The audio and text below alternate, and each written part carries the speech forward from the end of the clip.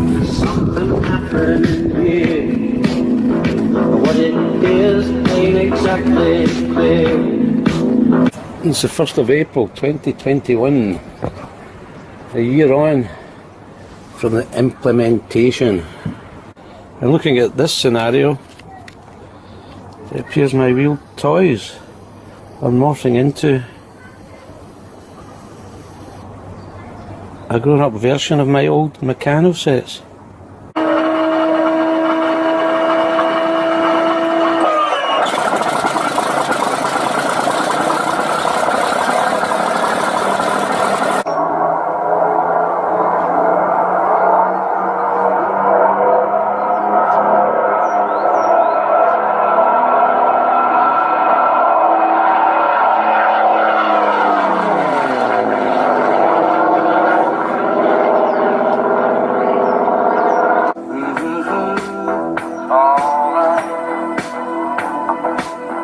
I've removed the hanging fruit, so to speak.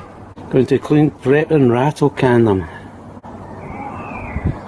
Never in the plans, just an escalation. May as well escalate it a little further and go over the removal process. A while back I bought some stuff from MB Developments and they kindly sent me most of their charts, if not all.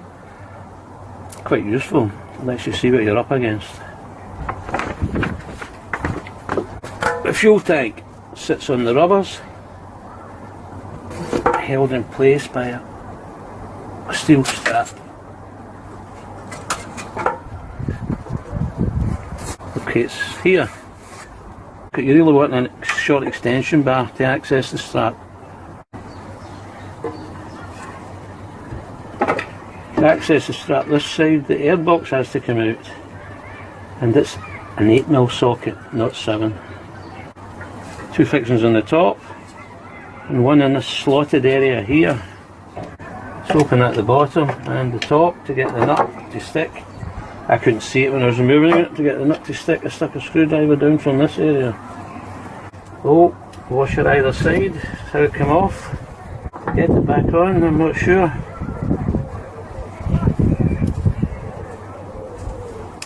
I'll jam something up,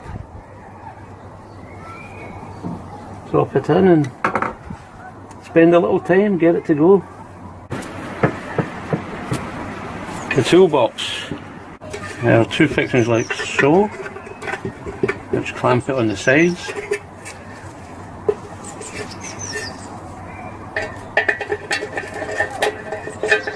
And similar for the top. Having moved the seat and the airbox, this top fixing is visible down through the airbox hole and much easier to see and undo. This strap, the thread is stripped inside. Somebody had kindly put a locking nut on, which it sees solid. I was ratcheting it for half an hour before I twigged. I knocked the rubber out, got some tin snips in behind and snipped it, but it's steel. Took a bit of effort. You can always knock the rubber out, get a packer in behind and hacksaw. There will be ways. Hopefully you don't have that issue. Fuel tap.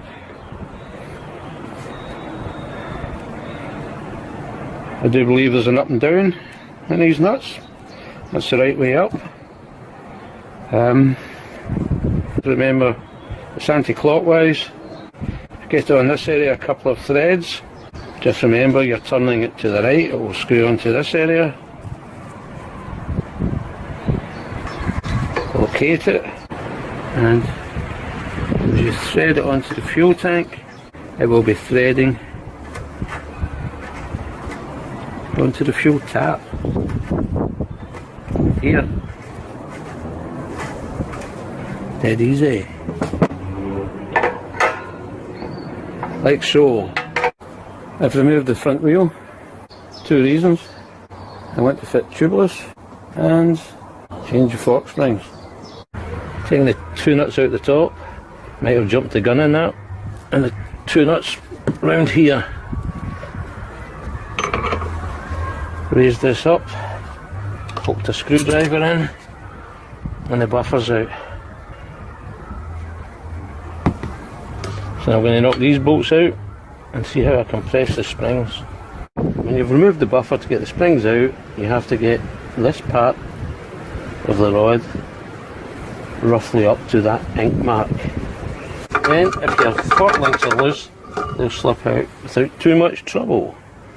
If you find they're not wanting to come out, you'll find the most likely reason is this part of the fork link will be striking the bulbous part at the bottom of the rod.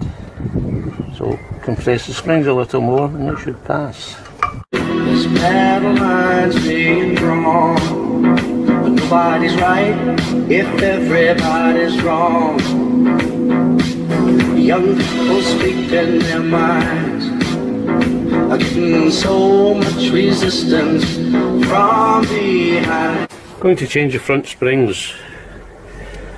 Main reason is they don't appear to exist when I'm out on the road. Okay, on smooth roads, but probably not really. But on any road, with even minor potholes, small humps, bumps, and the front end is a continuous bone jarring, crashing into the ground with no upside. So this is how they come off. Tightly coiled end to the bottom. I've somehow misplaced the top cap. Actually, one of them actually stuck in. I scratched around, and it's a paint stick I had. Shaved it down. I was going to put a small screw through, stuck a pop rivet in, put it up, and it worked. Pulled it down. That's a by the way. I start doing forensics. This white overspray, this is flat. This white overspray suggests the springs were never changed on its last reincarnation. And if I search further, silver overspray suggests they weren't changed in the previous reincarnation. They might well be original, to be framed and hung up.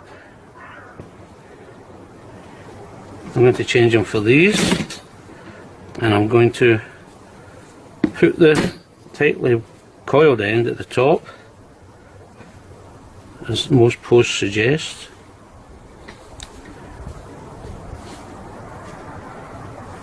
Slightly longer than the originals. Perhaps that's 65 years of compression. Happens to humans also. The dampers. I'm coming at it from a novice perspective. My understanding of dampers would be that they dampen down, which is what I'm looking for. So when I took these off, I thought, done, kaput, no use. A lot of research now suggests that Lambretta dampers are designed to slow down the bounce upwards, to stop the wheel bouncing about and create more stability. So there's actually resistance on the upwards, so maybe they're not done, kaput, whatever. Anyway, I bought a pair of these, not expensive, and as I'm not sure what I'm doing, I'm not going to spend a fortune just at this moment in time.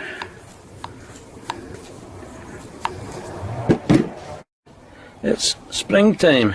To get the springs off, I cobbled together a homemade compressor. To get them back on, I've invested in K2 Customs version, because I can understand this is a well considered little item and I quite like it. It could end up iconic. Remnants of the test kit. So I'll put this on and we'll get the springs on the go. About ready to go. Smothered the spring in grease. Up and onwards. And I will put this in here. Spin it round. Up we go. Get the nut and bolt on top, and we'll be cooking. Now the K2's on. Just have to tighten up at the top here and get up to this, about this mark, to get the fork links in. I'm up here. I'm close to the old mark. I'm ready to fit the fork link, and this is good. I've never used the old type, but my hands are free. So I'll grease up in here, probably grease the bolt too, end caps even, and in the ball socket. And then it goes, bolt through, and here's where the grease nipple goes. I don't think I've ever been this intimate with a grease nipple, but you can see the need. I fitted the right hand fork link. I was expecting to do this. However, once I put the caps on, I got this. So it needed considerable persuasion with a mallet to get it up inside. Then when the hole started getting exposed, a screwdriver on the top, get it up. Bigger driver. Couldn't find my poser, so I managed to get the old rod through and just haul on it with both hands upwards and to the side. And the bolt went in with the help of a ratchet and some gentle persuasion. And look at the fork link. This side protrudes above the surface by about 1 mil. This side close to 2 mil. I may try and file this down by 1 mil, see if it eases off. This side was a struggle, and if that's not good enough, I can probably give both sides a little bit more. But we shall see. An update on the fork links. The bush on this side protruded by just over 1 mil on one side, just under 1 mil on the other. I shaved a bit of mil off it in total and was able to push the fork link in by hand pressure. This one, where I had to batter and poger and all sorts, I can see the spring is still quite tight, whereas it's opened up on this side. And I have some movement on this side. This side is rigid, so the fork link's coming back off here, and the bush is getting buffed down. Not at all sure what happened with this side. I took the link off, literally took some small shavings off the plastic bush, not a lot, and was able to push it home by hand pressure, whereas previously it had been a real struggle. Perhaps it was all in the imagination. Anyway, it appears to be sitting better. Got some movement. Hopefully there's an improvement. Now, I've never used a spring compressor before. The K2 freed up my hands. I think I would have really struggled with the lever type. The K2 is already iconic. I want to change the wheels to tubeless. It's claimed they're safer, less likely to suffer rapid equalisation or a blowout in common parlance, and generally improve the handling characteristics. They have their drawbacks. They cost money. Seems it's difficult to get tyres on, impossible to get them off. Hacksaws and bolt cutters get a mention. So choose your tyres carefully, you won't be changing them over. The other drawback is you have to change the existing studs for longer versions.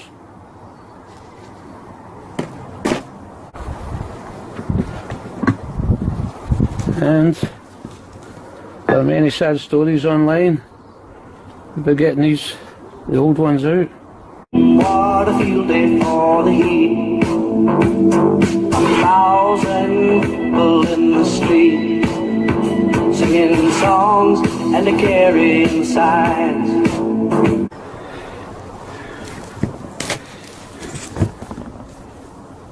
The studs, I have to remove the old ones.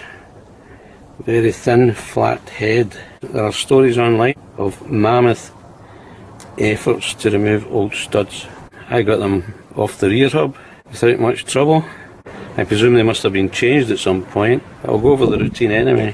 The recommendation is you find a 6-sided socket or spanner and file it flat to get on the head. I have a few of these small sockets, not really strong enough, but I thought I would try one initially.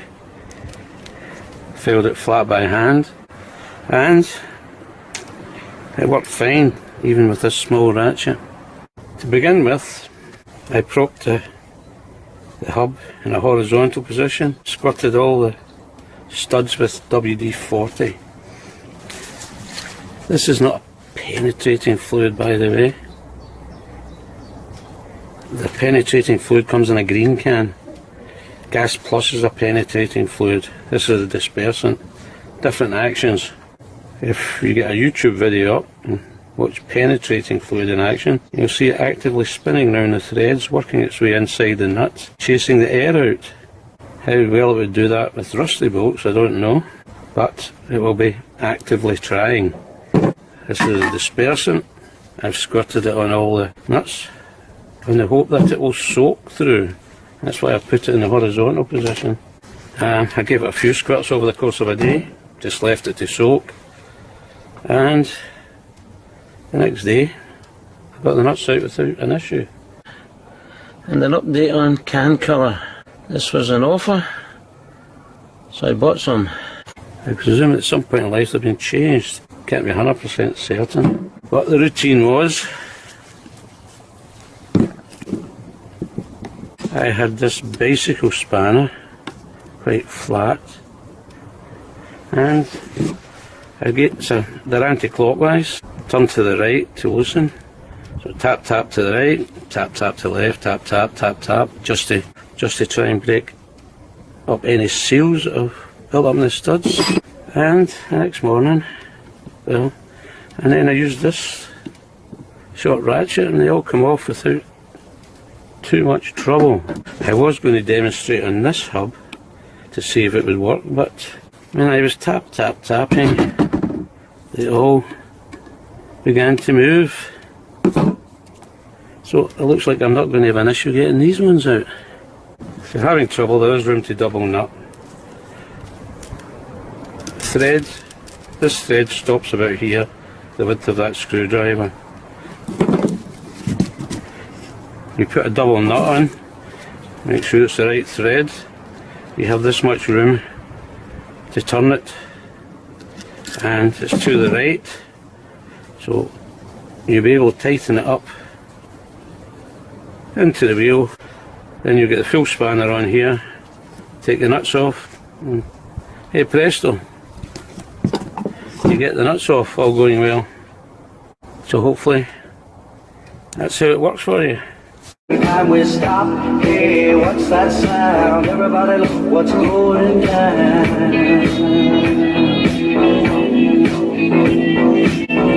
Time for the wheel to meet the hub. 4 extended studs, 4 nuts, 4 Nord-lock washers are supplied with the wheel. There's talk of putting grease on the studs before fitting. I presume they mean the top half, to prevent future seizures. Sat the wheel in the hub, kinda don't know what, took it off. I could see there was paint ridges where washers had sat previously. It's a good example of why I should take photos, notes. I'll just generally pay more attention. Anyway, I scratched about in the blocks. I found 4 washers, slightly smaller in girth than the remaining washers and maybe twice as thick. And they sit perfectly inside the paint ridges. Put it back on, tightened down 2 sides, and only 4 threads were showing. I had a rethink, taking it back off, going to remove the washers, buff down the paint ridges, and refit the wheel to the hub without the washers. And we'll see what we end up with.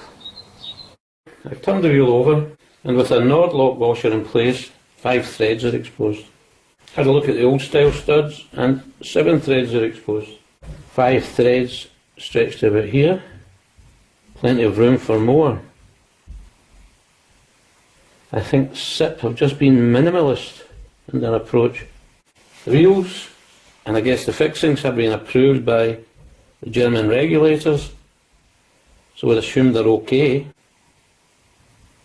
If you access the MB website, it will tell you that the studs as provided by SIP are neither strong enough nor long enough, and they can provide high tensile steel versions at £3.22 each. The length of the studs is not given on their website. I expanded the photo, counted the threads, 18 to 19, much the same as SIP. The question had been asked on the question and answer page. And the answer was the thread length was 38mm, the same as SIP. I phoned MB and this was confirmed. Rather disappointing. Stronger but not longer. I placed an order for a couple of gaskets and ordered one stud for comparison's sake. I'm not party to what happened next, but when the package arrived, 4 additional studs had been provided free of charge, and they are longer by 5mm or 4 threads. MBS. Now, I'm not a fan of these nuts. I think it'll look good in a truck. Could call them truck nuts. And with the longer threads, I was hoping I could slice the top off like so and still get a socket on top. So I've done it. But I don't have a vise, so it wasn't particularly easy. The idea was I could end up with this type of finish, but with a nice shiny nut and a nice shiny thread end. But I'd have to improve my technique. I put a cut down SIP nut on here with an odd-lock washer. I put a locking nut on here with 3 spring washers underneath to get the height. These 2 nuts are different heights, maybe one less washer with that one. It's off the old wheel, but these are shiny. I don't know if this is taboo or not. Debates rage about fixings and their suitability and all sorts. But it's a locking nut and it's visible. Because I have another reason other than aesthetics for trying this out. Watch the Rick Walsh on YouTube convert to SIP rims. He then waxed lyrical about the improved ride and handling qualities. In the comments, someone took him to task. And I'll quote, "Be very careful and check alloy wheel nuts regularly. With alloy rims getting hot and cold, nuts come loose. Split rims are much more convenient. Alloy rims look nice but are not safe or practical." So the mantra is, always check your nuts. There are posters in service areas to keep it in mind. With the ends of the studs exposed, there is a quick visual check. I will probably opt for this system unless somebody comes screaming down the internet at me. You could always go back to these nuts with the extra thread length. You would probably see them coming loose before they fall off. So now we have a juxtaposition. Blowouts on the right versus wheels falling off on the left. So is it safety versus danger? Or safety versus danger? Or just danger versus danger? Paranoia strikes deep into your life, it will creep. It starts when you're always afraid. Now, looking at the 2 wheels with my unadulterated eyes, I view on the left a modern motorcycle wheel. On the right, a Lambretta wheel. Simple construct, much like the scooter, but designed before motorways and motorway speeds. And the message they are sending is that this is one of the main reasons why all Lambretisti require to own at least 2 Lambrettas. There are many reasons for owning more than 2, but that just becomes a bit like the museum of all possible seashells. The man come and take you away. Story time. When I was just a little boy of 17, sat in the curb outside my house and repaired a puncture. When it was done, well chuffed, I jumped on the scooter, first gear, full throttle, bang, front wheel came to a dead stop, scooter bucked like a bronco. and I went flying to land on the road a bit further on. It was a cul-de-sac with a roundabout, so the road was quite quiet, but I remember getting up like a shot and checking all the windows. I think I got away with it. And what had happened was I had failed to locate this peg or lug in its slot.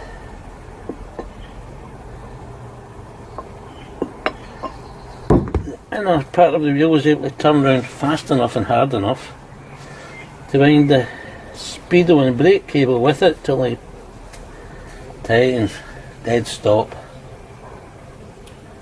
That episode is lodged in the memory bank.